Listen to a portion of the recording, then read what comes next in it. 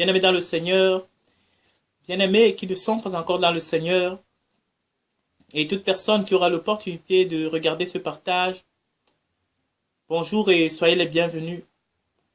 Le thème de notre partage ce matin est intitulé « L'aveuglement ».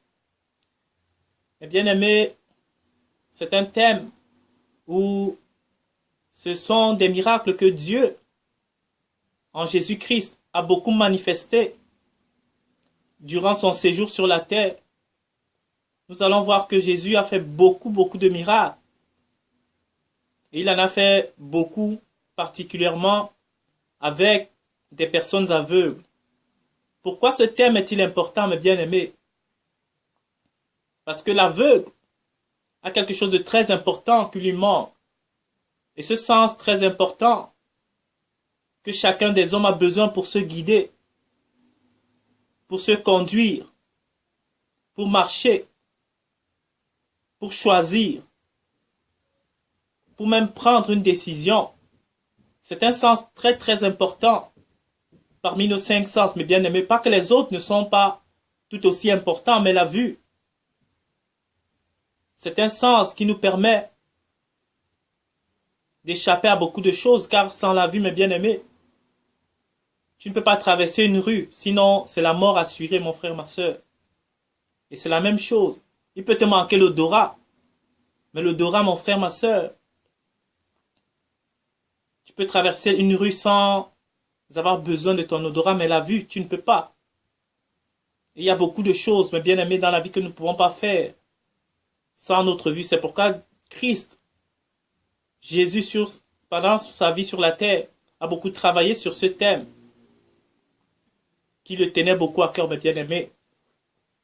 Je vais prendre un exemple très simple pour montrer un peu ce que c'est que l'aveuglement, mes frères et sœurs. C'est un chirurgien qui, à la fin de son opération, a la lourde tâche d'annoncer à un père que son enfant n'a pas survécu à la maladie qui le terrassait depuis bien longtemps, mes frères et sœurs. Et cet enfant était jeune.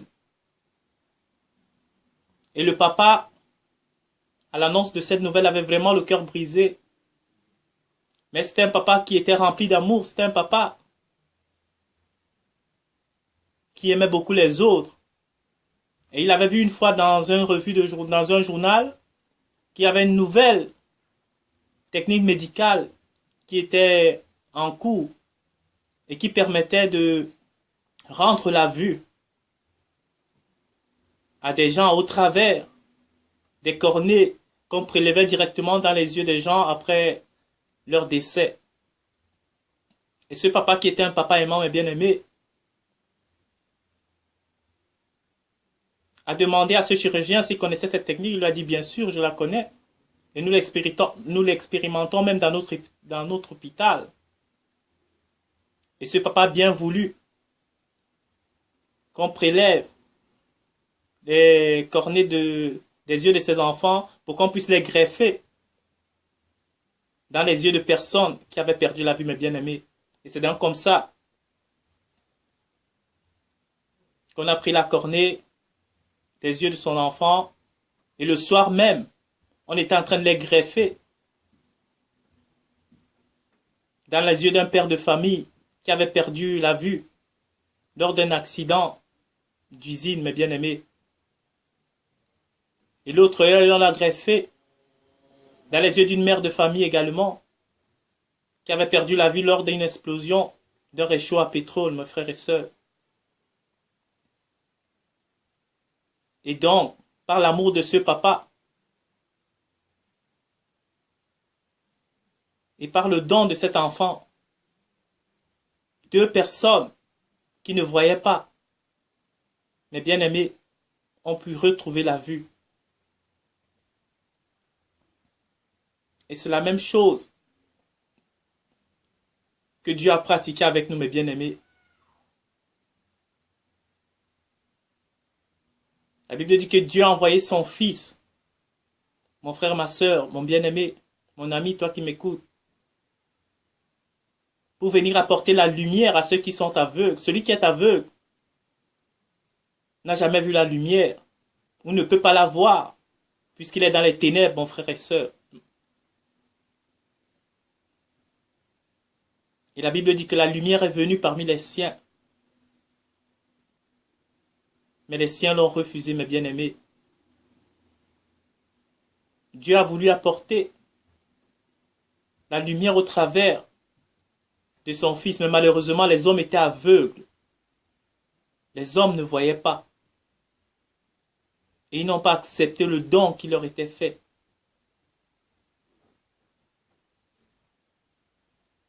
Bien-aimés dans le Seigneur, quand une vie est très sale,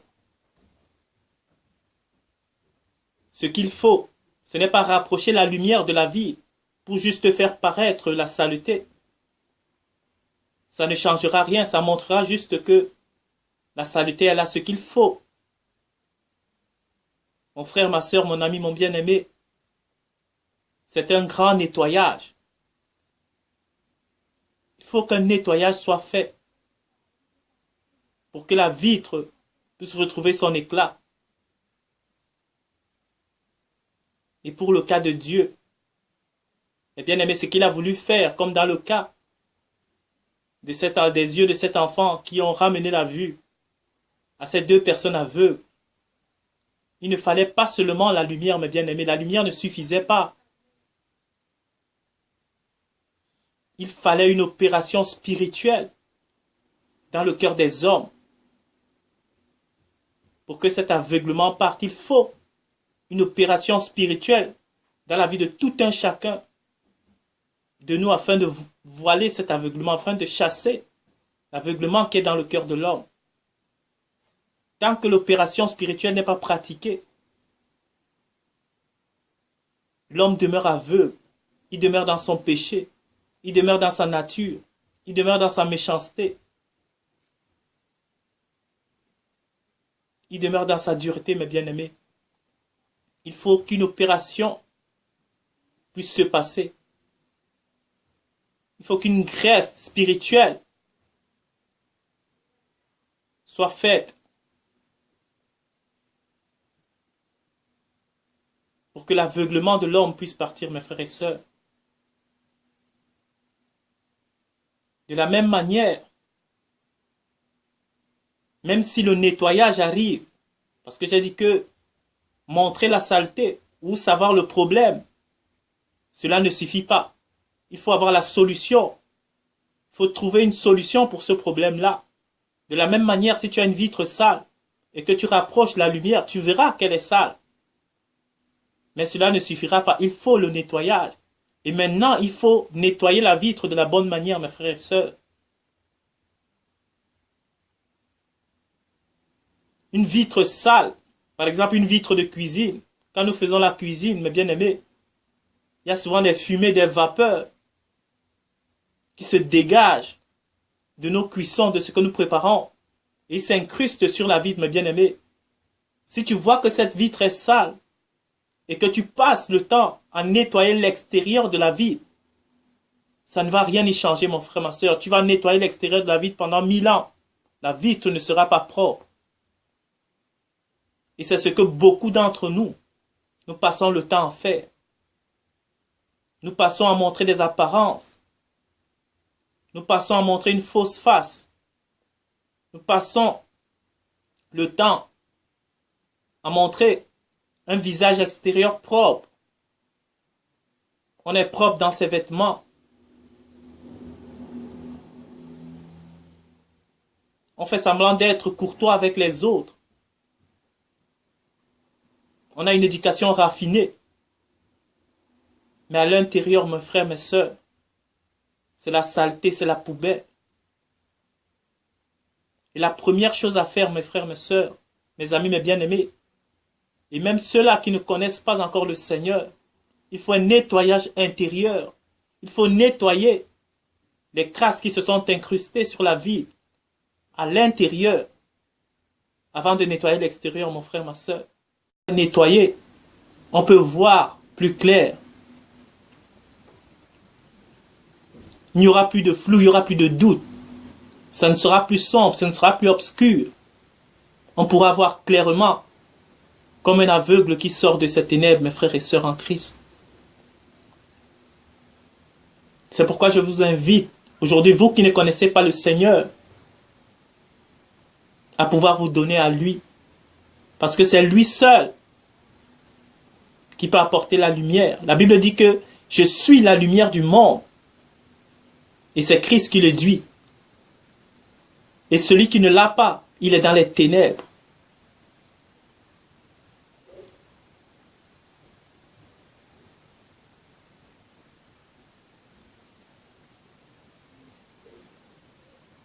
Est-ce que tu veux de la lumière de Dieu aujourd'hui, mon frère, ma sœur? As-tu besoin de cette lumière pour guider ta vie?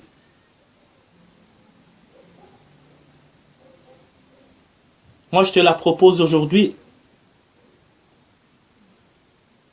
Mais Dieu a juste besoin de ton cœur, que tu puisses l'accepter. Que tu puisses t'ouvrir à lui, afin qu'il puisse apporter le grand nettoyage dans ta vie, mon frère, ma sœur.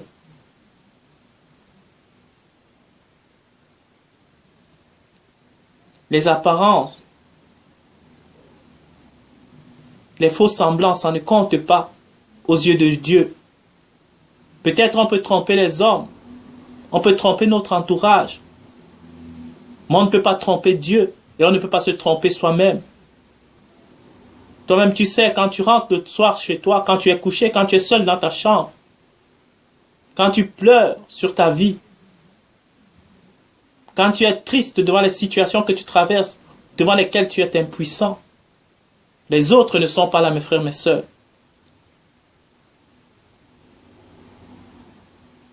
Dieu veut t'apporter la solution aujourd'hui au travers de Jésus-Christ. Est-ce que tu es prêt à lui donner ton cœur? La Bible dit que celui qui a le Fils a la vie. Dieu veut apporter la vie dans ta vie aujourd'hui. Est-ce que tu es prêt à l'accepter? Et si tu le veux, c'est très simple. Il faut juste de la repentance. Il faut changer de voie, tourner le dos aux choses que tu as eu l'habitude de faire.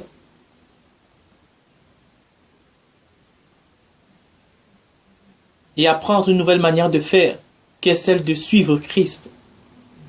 Et il ne t'abandonnera jamais, mon frère, ma soeur. Si tu le veux, tu peux prier, demander pardon pour tes péchés, demander à Dieu de te laver, de te nettoyer, de te purifier. Demander de t'accepter dans son royaume. Et toi-même l'accepter comme ton Seigneur et ton Sauveur, et il viendra dans ton cœur. Tu peux le faire dans ta chambre, ou tu peux le faire aussi avec moi ici. Tu peux juste prendre des paroles que je dirais comme les tiennes. Et Dieu, par son esprit, viendra en toi. Et il guidera ta vie. Si tu veux le faire, nous pouvons le faire, mon frère, ma soeur. Nous allons juste incliner la tête et prier avec moi si tu le veux bien. Prions. Tu peux dire, Seigneur Jésus, merci. Merci, ô Dieu, d'avoir parlé de l'aveuglement aujourd'hui. J'ai compris que l'aveuglement n'était pas seulement physique. Elle pouvait être aussi spirituelle. J'ai compris que j'étais aveugle, Seigneur. Je veux ta lumière maintenant dans ma vie. Je veux que tu viennes maintenant apporter ta lumière à moi, Seigneur. Je demande pardon pour mes fautes, mes péchés. Je me repens de toute ma marche loin de toi, Seigneur. Je veux que tu viennes maintenant prendre le premier pas dans ma vie. Prendre la première place dans ma vie, Seigneur. Et m'éloigner de tout ce qui est mal. Je t'accepte maintenant comme mon Seigneur, mon Sauveur. Viens me montrer le chemin par ta lumière. Au nom puissant de Jésus-Christ, merci de m'accepter dans ton royaume. Amen. Amen mon frère, amen ma soeur. Amen mon ami, mon bien-aimé. Si tu as fait cette prière, bienvenue parmi les enfants de Dieu. Bienvenue dans le royaume des enfants de Dieu. Et si tu as une Bible, mon frère, ma soeur, tu peux la lire. Et s'il y a une église, une assemblée près de chez toi, tu peux y aller. Dieu lui-même te montrera le chemin. Dieu lui-même te conduira. Dieu lui-même te dira quoi faire, mon frère, ma sœur. Et tu peux continuer à entretenir ta relation avec lui dans la prière, la méditation, afin que ton changement puisse être parfait, afin que ta transformation puisse se parfaire de jour en jour, car Dieu est fidèle, mon frère, ma sœur. Et pour le reste, ne t'en inquiète pas. Dieu lui-même prendra soin. Dieu lui-même te révélera les choses, mon frère, ma sœur.